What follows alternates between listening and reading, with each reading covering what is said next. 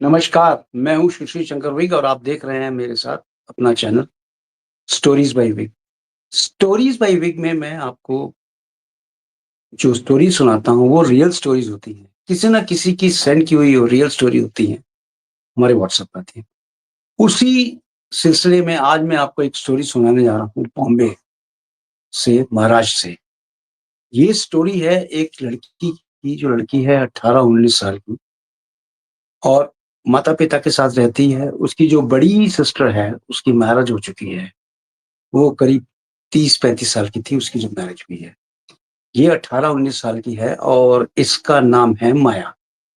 माया अपने माता-पिता के साथ रहती है और माया का मैं आपको डिस्क्रिप्शन दे दूँ, माया बहुत ही होनहार लड़की है और ये अपने माता-पिता के साथ रहती है और माता-पिता को बहुत अच्छी तरह से हेल्प करना चाहती है। इसके दिमाग में ये है माया के कि ये बने आईएएस अफ़सर, पढ़ाई में नंबर 1 है। किसी भी चीज़ में ये लड़की जो है माया A1 है। हर चीज़ में टॉप करती है, 95% मार्क्स की ये लड़की है। ये लड़की जॉब के लिए तलाशती है और जॉब इसको मिल जाता है। होता ये है कि जब इसको जॉब मिलता है, जॉब में जब होता है ना कि एक टूर पे लोग लेके जाते हैं, ऑफ़िशियल टूर पे जाते हैं। तो माया को भी एक ऑफ़िशियल टूर पे लेके गए बॉम्बे से लोनावाला। लोनावाला में जब ये टूर पे गए तो वहाँ पे 5-6 फ्रेंड्स को एक रूम दिया गया। उस रूम में ये रहते थे और जब वहाँ पे काफ़ी मौज-मस्ती की। टूर तो एक ऑफ़िशियल टूर होता था, स्टडी टूर होता था। लेकिन ये मौज-मस्ती जो होती थी, इनकी रात को जब 11 बजे इनका ऑफ हुआ सेशन, तो इन्होंने सोचा कि चलो सुहाना मौसम है, सब 5-6 फ्रेंड्स जो थे, ये चल पड़े आइसक्रीम खाने के लिए। जब आइसक्रीम खाने के लिए निकल लेते हैं, तो ये जब निकलते हैं लोनावाला से लोनावाला चारों तरफ जंगल है, जंगल है। जंगल के बीचों-बीच से ये निकलते हैं और निकल के ये फॉरेस्ट की तरफ से निकलते हैं और निकल के जाते हैं एक आइसक्रीम वाली शॉप पे, वहाँ पे आइसक्रीम खाते हैं। वहाँ पे जब आइसक्रीम खाते हैं तो माया की फ्रेंड, यानी माया की फ्रेंड रश्मि भी साथ में आइसक्रीम खाती है।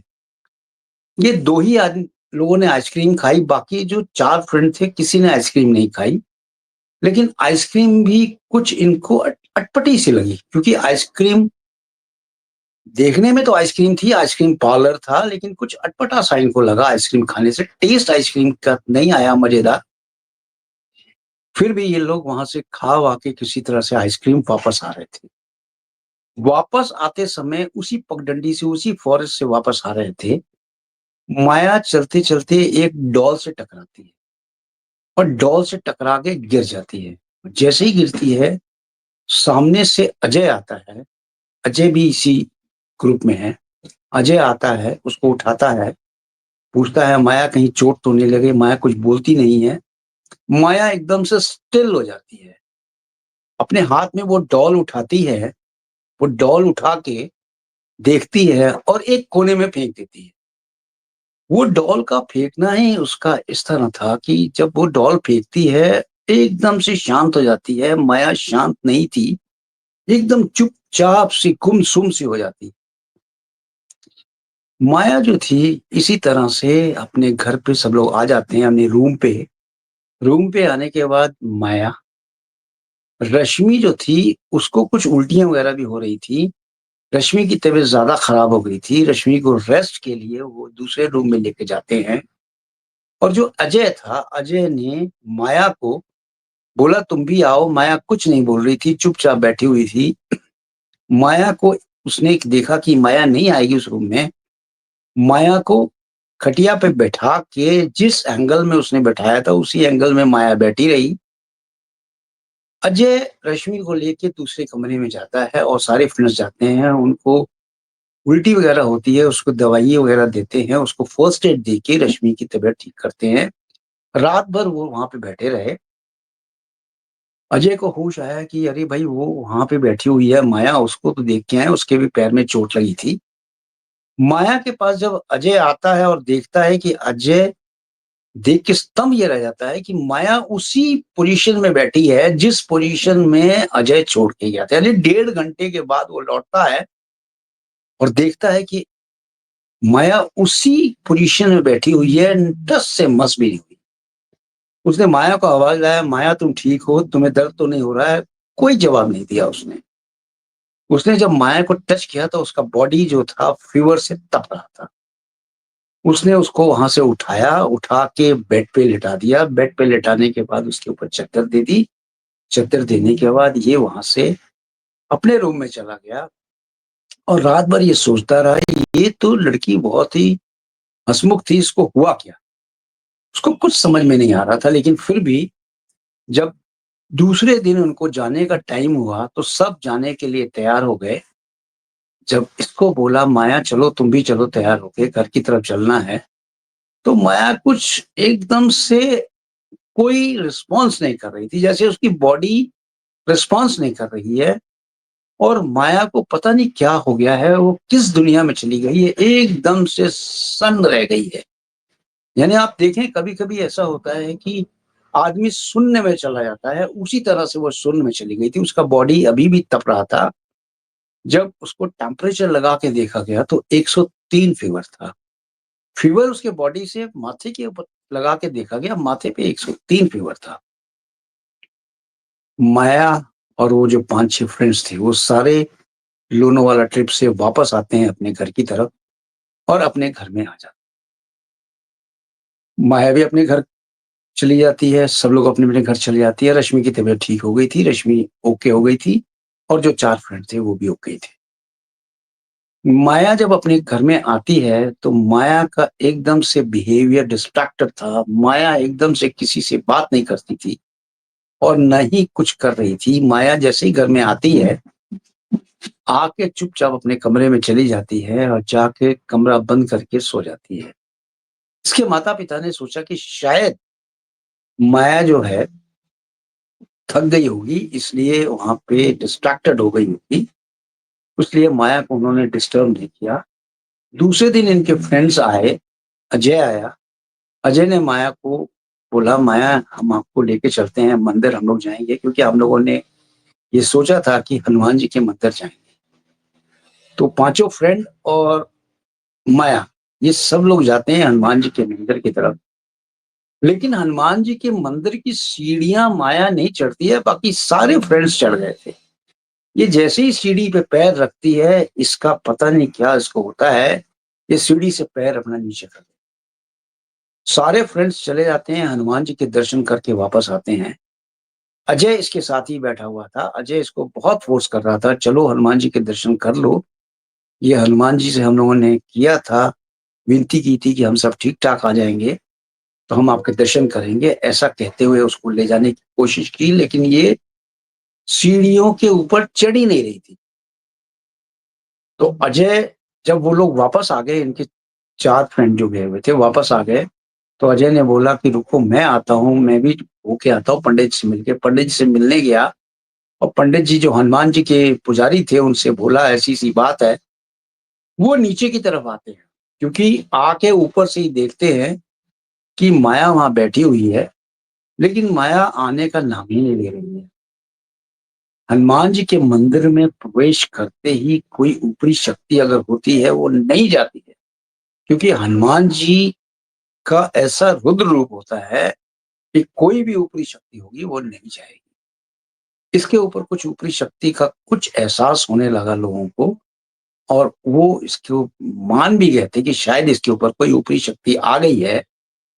जो डॉल मिली थी हो सकता है उन्होंने जो डिस्क्रिप्शन दिया, जो पुजारी थे, हनुमान जी के पुजारी थे, उनको जब डिस्क्रिप्शन दिया उन्होंने ये बताया कि हम लोग लोनावाला गए थे, लोनावाला से हम लोग आइसक्रीम खाने गए, आइसक्रीम खा के जब वापस आ रहे थे, तो माया का ऐसा-ऐसा हुआ, ऐसी चोट लगी, वो गिरी, हाथ में डॉल आई, डॉल फेंकी।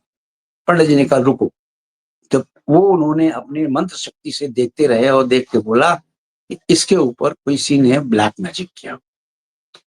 ब्लैक मैजिक सुनना था सबके होश उड़ गए। अब ब्लैक मैजिक केवल माया के ऊपर ही हुआ था और माया के ऊपर ब्लैक मैजिक बहुत तगड़ा हुआ था। ये हनुमान जी के पुजारी ने बताया और उन्होंने उसको ऊपर ले जाने की कोशिश की, वो नहीं गई। तो उन्होंने बोला कि चलो ठीक है, मैं इसके हाथ में कलावा बाँध देता हूँ और कलावा बाँधने से क्या होगा, इसको कुछ शांति मिलेगी। लेकिन वो कलावा भी नहीं बँधवा रही थी, लेकिन किसी तरह उन्होंने कलावा बाँध दिया और जल का छींटा दे के उसके ऊपर उसको रवाना किया घर की तरफ। माया अपने घर की तरफ आ जाती है, घर में आने के बाद फिर वो सो जाती है, शाम का समय था, सो जाती है। अब माया जहाँ रहती थी वो अपार्टमेंट था, यानी कि सोशल जो एक्टिविटीज़ होती हैं वो एक अपार्टमेंट्स थे, वो अपार्टमेंट्स थे वहाँ पे, मतलब सोसाइटी थी, सोसाइटी में ये माया रहती थी। तो इनका जो घर था वो 3rd फ्लोर पे था। 3rd फ्लोर पे एक लाइन पे 6 आदमी रहते थे और माया के जो पिताजी थे बहुत ही स्पिरिचुअल थे, यानी बहुत ही भगवान में आस्था रखने वाले। इनके घर में सारे भगवानों की मूर्ति होती थी, है भी, और ये सब भगवानों की पूजा करते थे। और इनके जो सोसाइटी में लोग रहते थे उस फ्लैट पे, वहाँ पे ऐसा माना जाता था कि इनके जो पिताजी थे माया के, वो ऐसा भजन गाते थे, ऐसा पूजा करते थे कि सबकी निदा खुल जाती थी और सबके दिन बहुत ही शुभ होते थे। ऐसा उन लोग का मानना था। क्योंकि इनके भजन में भी बहुत अच्छी यानी मधुर आवाज़ थी माया के पिताजी की, और वो भजन सुबह और शाम आरती के समय गाया। माया ने जब वो भजन करते थे, माया उनको रोका, उन्होंने बोला कि भाई मत करो, और खूब डाँटा अपने पिताजी को। ऐसी तरह से डाँटा और पिताजी एकदम से हत-बत हो गए, क्योंकि माया भी बहुत अच्छी तरह भगवान की पूजा किया करती थी, लेकिन अब वो नास्तिक अस्त कर रही थी। कुछ समझ में नहीं आ रहा था कि ऐसा हो क्या रहा है। इनके पिताजी भी चुपचाप होने लगे और चुपचाप सुबह और शाम बगैर शोर किए पूजा करते थे। उस सोसाइटी में लोगों ने सोचा कि भाई पता नहीं क्या बात है, आजकल भाई साहब की आवाज़ नहीं आती है। लोगों ने आके पूछने की कोशिश की, भाई हुआ क्या? तो उन्होंने बोला कि माया की तबीयत ठीक नहीं रहती है, माया को शोर-शराबा ठीक नहीं लगता है, इसलिए वो थोड़ा एकदम से चुपचाप ही पूजा करते हैं। ऐसा सुनते ही लोगों ने सोचा, हो भई हो सकता है कि तबीयत ठीक नहीं हो, लोग चले गए। लेकिन ये सिलसिला काफ़ी दिन तक चलता रहा। इधर माया की तबीयत ज़्यादा खराब होने लगी। माया ने क्या किया, इनकी माताजी जो थीं, बहुत ही अच्छी तरह से माया को समझती थीं। माया के लिए खाना लेके जाएँ, माना माया खाना फेंक देती थी। हालाँकि माया नॉन-वेज खाती थी, जैसे अंडा था, अंडा खा लेती थी, लेकिन इसके सिवा उसने कुछ भी नॉन-वेज में नहीं खाया था। लेकिन अब वो डिमांड कर रही थी फिश, मुर्गा और बकरा, ये सारी चीज़ें वो डिमांड कर रही थी कि मुझे चाहिए। तो उन लोगों ने सोचा, इनके पिताजी ने सोचा कि भाई माया ये सारी चीज़ें तो माँगती नहीं थी, हुआ क्या? लेकिन जब वो खाना दूसरे दिन उसके पिताजी देने गए, माताजी देने गईं, पिताजी, माताजी दोनों देने गए, तो उसने खाना को एकदम से मार दिया और बोला कि मैंने तो आपसे बोला था मुर्गा लेके आने के लिए, ये क्या खाना लेके आया? और वो आवाज़ कोई मैस्कुलिन आवाज़ थी, यानी आदमी की आवाज़ लग रही। ऐसा सुनना था आदमी की आवाज़, उनके माता-पिता घबरा गए, हाथ जोड़ के बैठ गए। उन्होंने बोला, भाई गलती हो गई, गलती हो गई। उस आदमी ने कहा, जाओ मेरे लिए लेके आओ मुर्गा। यानी बोल माया का बदन और आवाज़ किसी मैस्कुलिन यानी किसी मर्द की आवाज़ लग रही।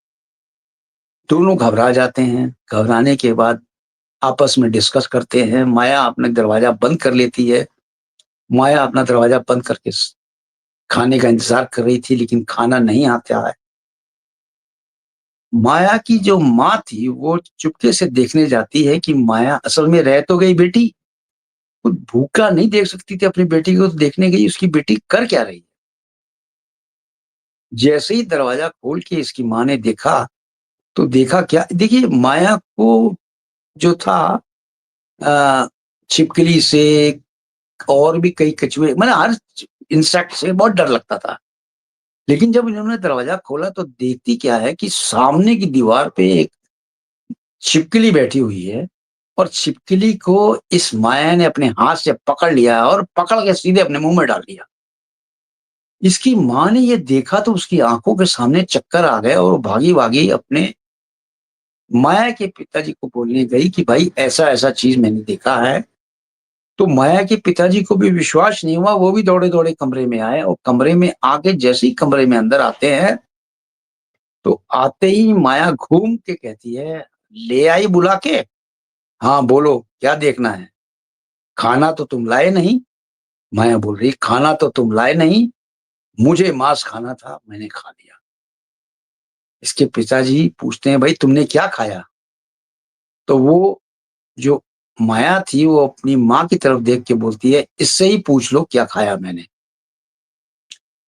तो उसकी माँ कुछ बोलती नहीं है लेकिन वो माया समझ जाती है कि इन्होंने तो बता दिया होगा क्या खाया, उसके बाद चली जाती है। माया फिर अपने कमरे में सो जाती है। ये सारी प्रक्रिया को होते-होते 3 महीने हो गए, 3 महीने में इसकी हालत बद से बदतर होने लगी माया की और ये एक तरह से बहुत ही उलझन में रहती थी। इतनी डैशिंग हो गई थी, हर चीज़ को तोड़ना, करना, ये करना, वो करना। इस बीच में इसने क्या किया, ये होनहार लड़की तो थी। एक दिन इसके पिताजी ने बोला कि बेटा पढ़ लो, तुम्हारे एग्ज़ाम आने वाले हैं।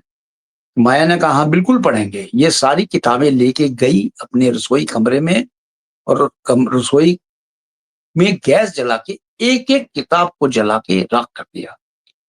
इसके पिताजी को बड़े तंब हो रही थी क्योंकि ये लड़की जो थी 95% मार्क्स लाने वाली माया को हुआ क्या है? हो ना हो इसके पिताजी को भी अब शक होने लगा कि इसके ऊपर कोई ऊपरी शक्ति का प्रभाव हो गया है, जिसकी वजह से ये कर रही है ये काम। इतने दिनों में सुबह हुई, सुबह होने के बाद इसके पिताजी फिर आराम से अपना कर रहे थे पूजा-पाठ। वो आई, लैपटॉप लेके आई और लैपटॉप लेके आई और पटक दिया अपने पिताजी के सामने और बोला कि मुझे भूख लगी है, मुझे मांसाहारी भोजन चाहिए। ऐसा कहने के बाद माया फिर अपने कमरे में चली गई। लेकिन ये आवाज़ जो आई थी, ये आवाज़ जो थी फिर वैसी आदमी की आवाज़ थी, जिसकी आवाज़ इसके बदन से निकली थी। यानी माया का बदन और आवाज़ किसी मर्द की। इसकी माँ समझ गई कि इसको किसी न किसी जिन ने पकड़ लिया है। अब होता क्या है, जिन या भूत-प्रेत जो होते हैं, इनका निवारण बॉम्बे में हाजी अली दरगाह पे होता है या हाजी अली दरगाह के बाद वहाँ पे और भी पीर बाबा हैं, जो पीर बाबा के यहाँ पे जाके कराया जाता है। लेकिन पीर बाबा के यहाँ ये लोग नहीं गए और ये लोग जो है, ना तो अजमेर शरीफ आए।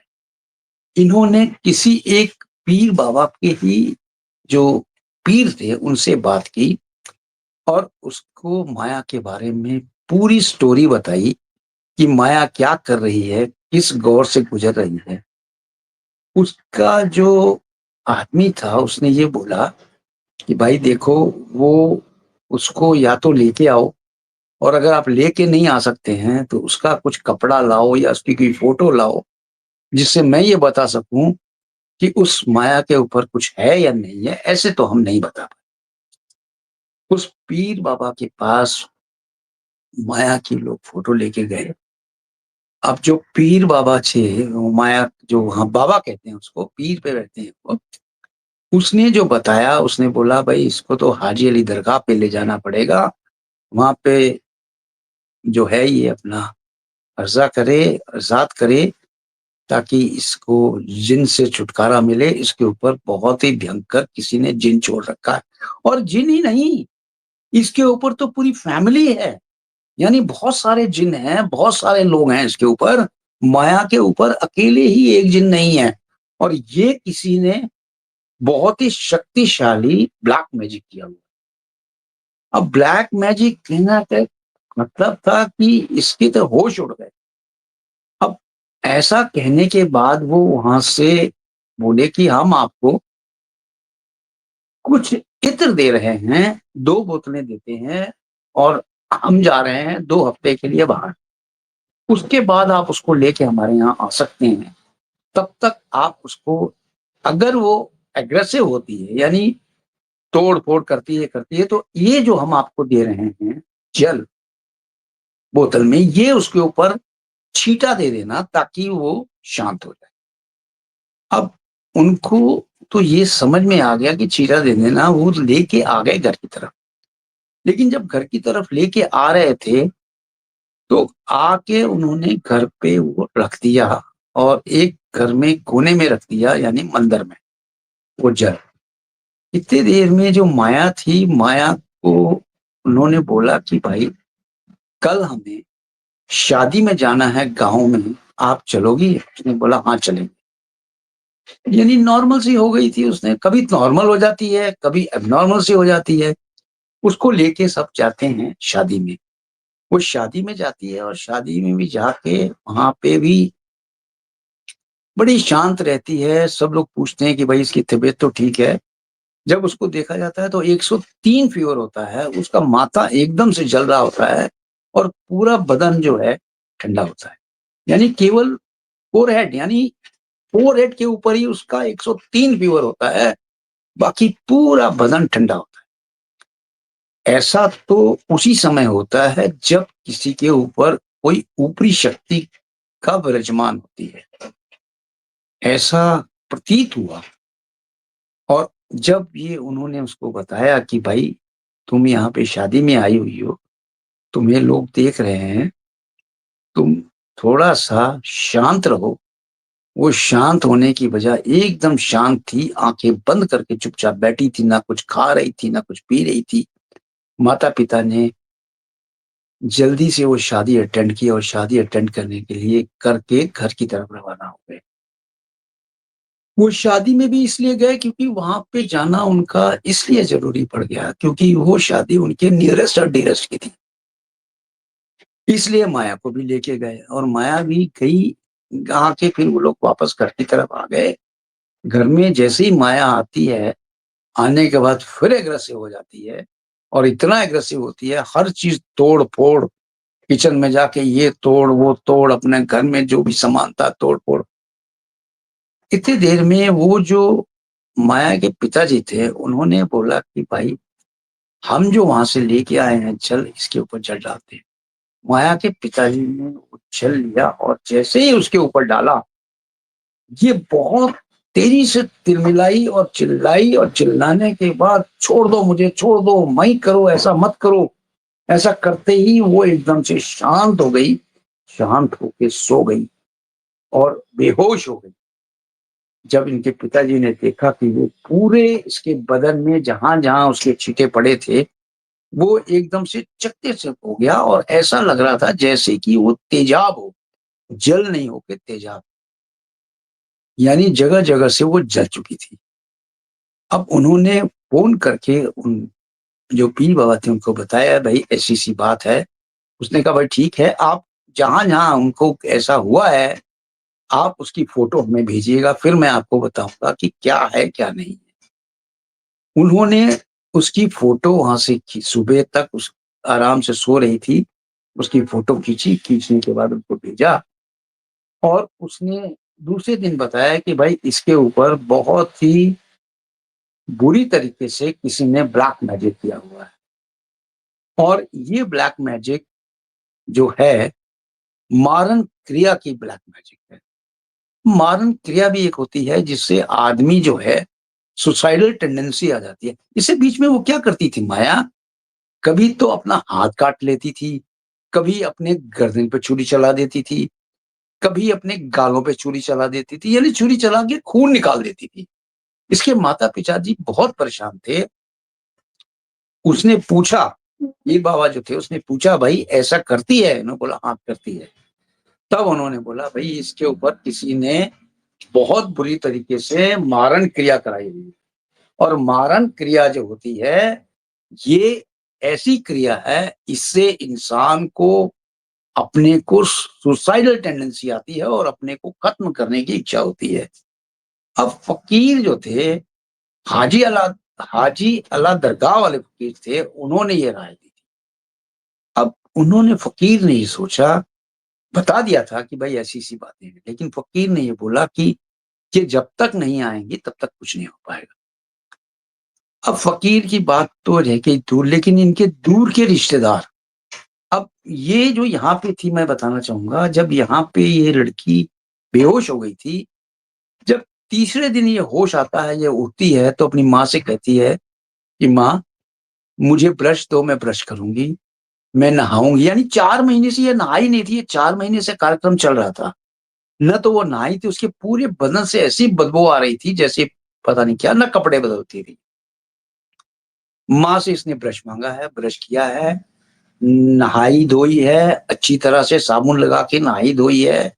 उसके बाद उसने माँ को बोला है कि माँ, मैं पार्लर जाऊँगी, मेरे बाल भी ठीक नहीं हैं, मैं पार्लर चलूँगी। तो पार्लर भी गई है, उसने अपने बाल भी वहाँ से संवरवाए हैं पार्लर्स वालों से, और कुछ ब्यूटी जो अपने आईब्रोज थी वो भी सही कराई है। सब कुछ नॉर्मल कराने के बाद वो घर आई है। आने के बाद फिर पीर बाबा का फ़ोन आया, यानी फ़कीर का फ़ोन आया, पूछा कि भाई क्या हाल-चाल है? उन्होंने बोला कि भाई एकदम नॉर्मल है, अब ऐसी कोई बात नहीं है, तो अब सब ठीक है, हम आपकी दरगाह पे नहीं लेके आ रहे, आपके जगह पे नहीं लेके आ रहे। उन्होंने कहा नहीं, ऐसा कुछ नहीं है, आपको ल देखने में लग रहा है ये सही है, लेकिन ये सही नहीं है, इसको फिर ही अटैक होगा। लेकिन उन्होंने कहा ठीक है, आप जिस तरह उचित समझे करें, हम आपको किसी तरह से बाध्य नहीं करेंगे। ऐसा कहने के बाद वो चुप हो गए, और वो जो थी माया वापस से सो गई। लेकिन माया को एक चीज़ से इन लोगों ने आज़मा लिया था, जब माया को बोलते थे कि चलो मंदिर चलें, तो मंदिर के नाम से वो कोई ना कोई बहाना बना देती थी। कभी तो कहती थी मेरे पीरियड्स आ रहे हैं, मैं मंदिर कैसे जाऊँगी? फिर 2, 4, 5 दिन, 7 दिन के बाद फिर उसको बोला कि भई चलो मंदिर चलते हैं हनुमान जी, फिर वही बहाना लगाती है, अभी तो मेरे पीरियड्स खत्म हुए हैं, मैं कैसे जा सकती हूँ? यानी आप देखिए, जाने का यानी जो औरत होती है वो शुद्ध अशुद्ध हो जाती है पीरियड्स के बाद, वो उसको पता था, लेकिन वो उसी का बहाना लेके प्लॉट माँग रही थी कि भई मैं नहीं जा सकती। लेकिन उसके बाद भी उसको इस तरह से था कि मंदिर के अंदर जाने के लिए वो समझ बात नहीं कर पाए लोग। इससे कुछ तो शक हुआ कि भाई अभी है उसके अंदर वो इंसान, यानी जिन, जो बाहर नहीं आ रहा है। तो पीर बाबा जो फ़कीर थे, उन्होंने ये सोचा कि अब मैं ही इनके घर जाऊँ। तो फ़कीर ने क्या किया, अपने जेब में एक ताबीज़ सी रखी, और ताबीज़ रख के आमंत्रित ताबीज़ लेके वो इसके घर आए। और जैसे ही सोसाइटी में, बड़ी-बड़ी सोसाइटीज़ होती हैं, नीचे गेट की तरफ ये आए हैं, आते ही इस माया को पता चल गया है, और माया दुबक के एक कोने में जाके चुपचाप बैठ गई है, और कोई भी हरकत नहीं कर रही है। और जैसे ही वो कमरे में आए हैं, ऊपर आके इनके पिताजी से बोलते हैं, माया कहाँ है? तो बोलते हैं उस कमरे में। जैसे ही उस कमरे में आते हैं, माया इनसे नज़र नहीं मिला रही है, लेकिन कोने में चुपचाप बैठी हुई है। और वो जो फ़कीर बाबा थे, वो बोलते हैं कि बेटा तुम्हारा नाम क्या है? माया चुप, कोई जवाब नहीं दे रही है। फिर वो फ़कीर बाबा बोलते हैं, बेटा तुम्हारा नाम क्या है? मैंने पूछा। मैं नहीं बताऊँगी। अच्छा भाई नहीं बताओगी, तो अच्छा ये बताओ कि तुम कर क्या रही हो वहाँ बैठा? आओ मेरे पास बैठो। नहीं आऊँगी, नहीं आऊँगी। ऐसा करके जैसे ही उसकी माँ के पास वो चली जाती है, माँ भी उसी कमरे में थी, माँ के पास जाके माँ का हाथ पकड़ के बोलती है कि मेरा नाम पूछ रहे हैं आप? माँ से पूछ लो, इसको पता है मेरा नाम। ऐसा कह के माँ को आगे कर देती है, और माँ के पीछे छुप जाती है वो। यानी कि किसी भी तरह से वो बातचीत नहीं करना चाहती थी। यानी देखिए, पीर बाबा वगैरह जो होते हैं, फ़कीर वगैरह होना है, ये बातचीत में उलझा के पता कर लेते हैं, तू कौन है, कहाँ से आया है, कब आया है, क्यों आया है, तेरी इच्छा क्या है? यानी कि ये एक इनका एक तरीका होता है पता करने के लिए। वो उसको पता था, जिन को। इसलिए वो कोई जवाब नहीं दे रहा था। वो कोई शांति से चुपचाप उसकी माँ के पीछे हो गया और माँ को वो बोल रही थी माया कि इनको बोलो यहाँ से चले जाएँ। इनको बोलो यहाँ से चले जाएँ, ये हमारे कमरे में ना बैठें। इनको बोलो हमारे घर से निकल जाएँ। ऐसा कहने के बाद, कई बार कहने के बाद उस आदमी ने बोला, जो फ़कीर आया था, उसने बोला कि आप मेरे पास आओ, मैं आपसे कुछ बातें करना चाहता हूँ। उसने बोला, नहीं मुझे कोई बात नहीं करनी है, अब आप यहाँ से जाओ। ख़ैर वो चुपचाप वो समझ तो गए कि इसके अंदर अभी है वो शैतानी शक्ति है, जो इसको बात करने से बाध्य कर रही है, रोक रही है। वो वापस आ जाते हैं नीचे और उनके मम्मी-पापा को ये बोलते हैं कि देखो वो मेरे पास इसलिए नहीं आ रही थी क्योंकि मेरे जेब में ये ताबीज़ है। ये ताबीज़ मैं आपको दे के जा रहा हूँ, ये ताबीज़ उसके लेफ्ट हैंड में बाँध दीजिएगा, जब भी आपको मौका मिले और बाँधने के बाद ये देखिए उससे क्या असर होता है। ऐसा कहने के बाद उसने ये बोला कि इसीलिए वो मुझसे नज़र नहीं मिला रही थी, इसीलिए मुझसे बात नहीं कर रही थी, क्योंकि मेरे चारों तरफ पॉज़िटिव एनर्जी थी और वो नेगेटिव एनर्जी थी और नेगेटिव एनर्जी पॉज़िटिव एनर्जी की तरफ आते हुए बहुत ही घबरा रही थी, क्योंकि मेरे चारों तरफ एक ऑरा पॉज़िटिव बना हुआ और वो कोई भी बात कर रही थी, इतनी तेज़ी से उसके कानों में जा रही थी, इसीलिए आपने देखा होगा, उसने अपने कान में ईयरबड्स डाल लिए, यानी कि रुई डाल ली थी, ईयरबड्स के रुईज़ होते हैं और अपने दोनों कानों में डाल लिए ताकि उसको आवाज़ ना आ सके। आवाज़ को रोकने के लिए उसने ऐसा कार्य किया था। अब इनको समझते देर नहीं लगी कि ये तो बहुत बड़े ही किसी संकट में फँस चुके हैं, लेकिन इन्होंने बोला, माया के पिताजी ने, "कुछ भी हो जाए मुझे बचा लो, मेरी बेटी को बचा लो आप।" तो उन्होंने बोला, "भाई इसको किसी न किसी तरीके से दरगाह पे लेके आना पड़ेगा, क्यों पीर बाबा की दरगाह पे, क्यों? क्योंकि जब हम उतारण क्रिया करते हैं, उस समय नगाड़े बजते हैं, उस समय आपकी सोसाइटी में हम नहीं कर सकते ये काम। उनके सामने भोग वगैरह भी हम रखते हैं, मीट, मछली, दारू ये सब रखा जाता है उनके सामने ताकि वो खा पी के शरीर को छोड़ के चले जाएँ। हम वो यहाँ नहीं कर सकते काम। अब वो असमंजस में पड़ गए, इनको लेके कैसे जाएँ? खैर 6-7 दिन और बीते होंगे, उसकी तबीयत और ज़्यादा खराब होने लगी। उसने फिर सोचा कि कैसे लेके जाएँ? तो पीर बाबा ने बताया कि आप उसको ऐसे लेके आ सकते हैं, जैसे ही वो आपके सामने आए, उसके ऊपर मैंने जो आमंत्रित जल आपको दिया है, उसको छिड़क दें, वो शांत हो जाएगी। उसके दोनों हाथ-पैर बाँध दीजिए और हाथ-पैर बाँध के उसको आप हमारे पास लेके आइए। पीर बाबा ने तरीका तो उनको बता दिया, लेकिन इनको करना तो इनके माता-पिता को था। इनके माता-पिता ने कहा कि ठीक है, इनकी बड़ी बहन आ रही है, वो बड़ी बहन आके जब चली जाएगी, फिर मैं इसको लेके आता हूँ। उसकी बड़ी बहन जो थी वो लंदन में रहती थी, शादी के बाद से लंदन में रहती थी और लंदन से वो यहाँ पे आई। जिस दिन आई वो आते ही उसने देखा इसको और देखने के बाद माया ने उसको धक्का दे दिया सीढ़ी से और बोली कि मैं तुझे खा जाऊँगी, नहीं, मैं तुझे खा जाऊँगा और तुम्हारे बेटे को भी खा जाऊँगा। यानी जो तुम्हारे जो पेट में ये बच्चा पल रहा है ना, इसको भी मैं खा जाऊँगा। ऐसा कहते ही वो जो माया की बड़ी सिस्टर थी, वो तो बड़े अचंभा में रह गई कि इसको कैसे पता चला, क्योंकि हमें तो 3 महीने हुए हैं अभी प्रेग्नेंसी को। हमने तो किसी को बताया भी नहीं है कि मैं प्रेग्नेंट हूँ। इसको कैसे पता चला? अब उसने कहा कि ये भी मैं जानता हूँ कि तुम यहाँ आए क्यों हो। इसलिए बेहतर ये होगा कि तुम यहाँ से चली जाओ, नहीं तो तुम्हारे के बच्चे को भी खा जाऊँगा और तुमको भी खा जाऊँगा मैं। और उसको सीढ़ियों से धक्का दे देती है और ऐसा धक्का देती है वो सीढ़ियों से बेचारी नीचे गिरती है बड़ी बहन इसकी। लेकिन ये तो भगवान का शुक्रगुज़ार था कि उसका मिसकैरेज नहीं हुआ, वो बच गई।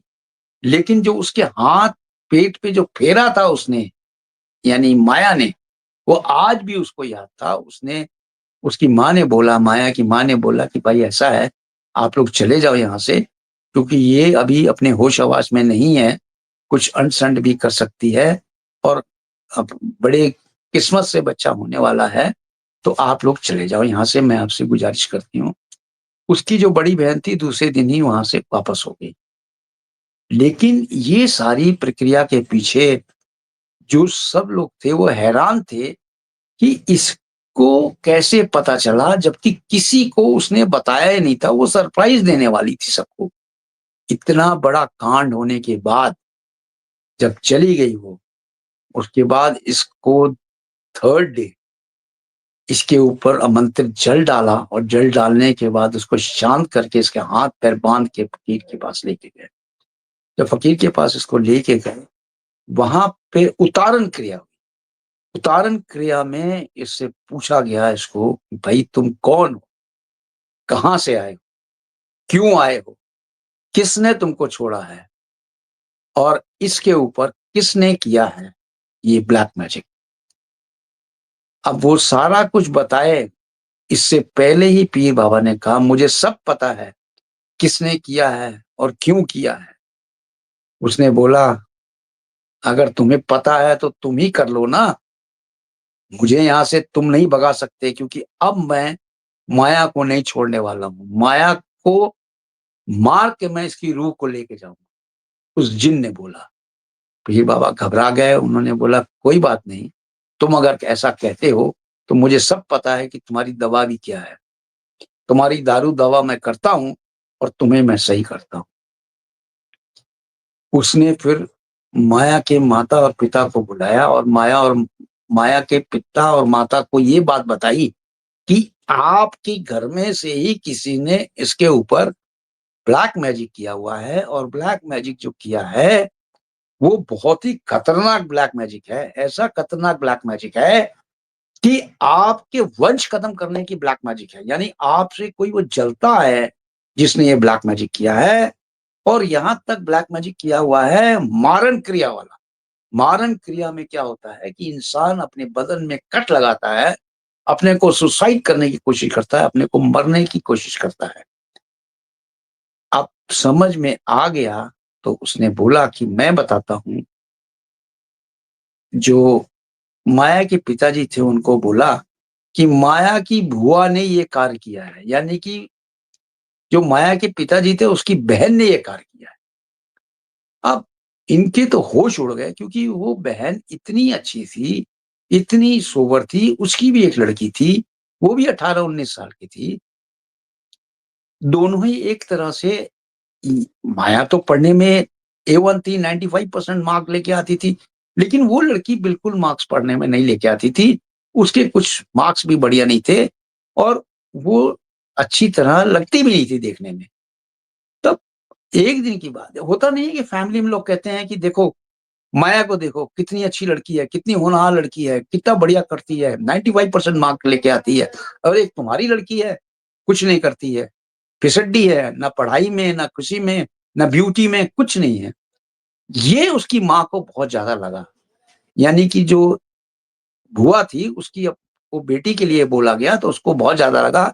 उसने कहा ठीक है, अब मैं इसको भी नहीं चैन से जीने दूँगी, इसको भी फिसड्डी करके ही रखूँगी।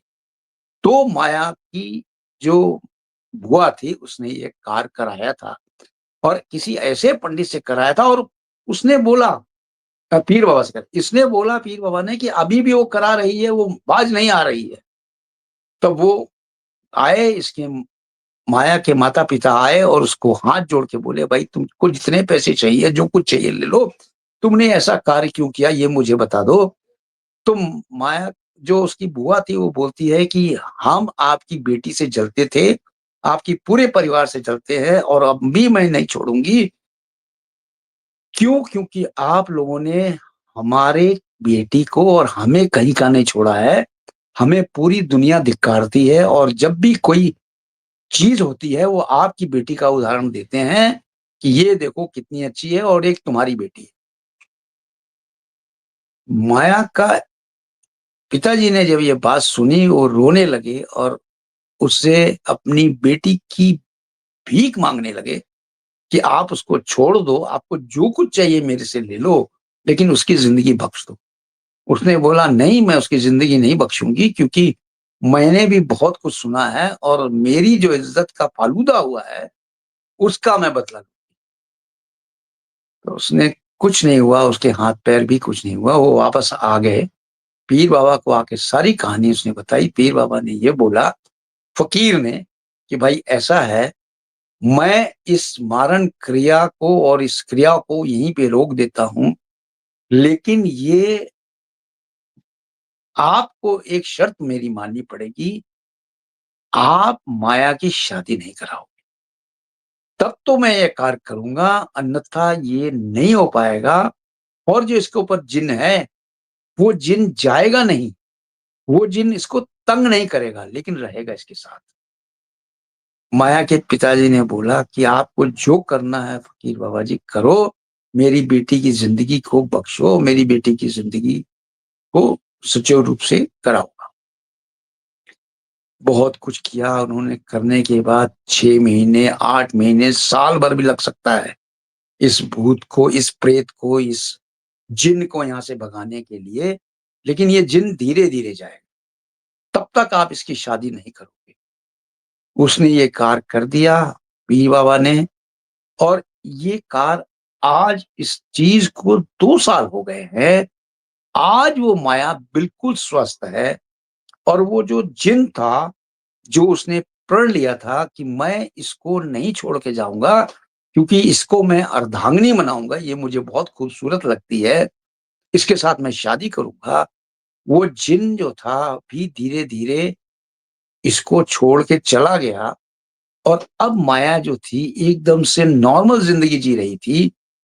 लेकिन ये नॉर्मल ज़िंदगी जीने के बाद भी माया से लोग पूछते थे, यानी माता-पिता, कि भाई तुमने ऐसे क्या, लेकिन वो सारी चीज़ें उसको याद नहीं कराते थे, ना ही उसको बताते थे कि क्या हुआ था। आप देखिए, ब्लैक मैजिक जो है, घर वालों ने ही कराया था, यानी घर में बुआ ही उनसे इतना ईर्ष्या करती थी कि उसने ब्लैक मैजिक करा दिया।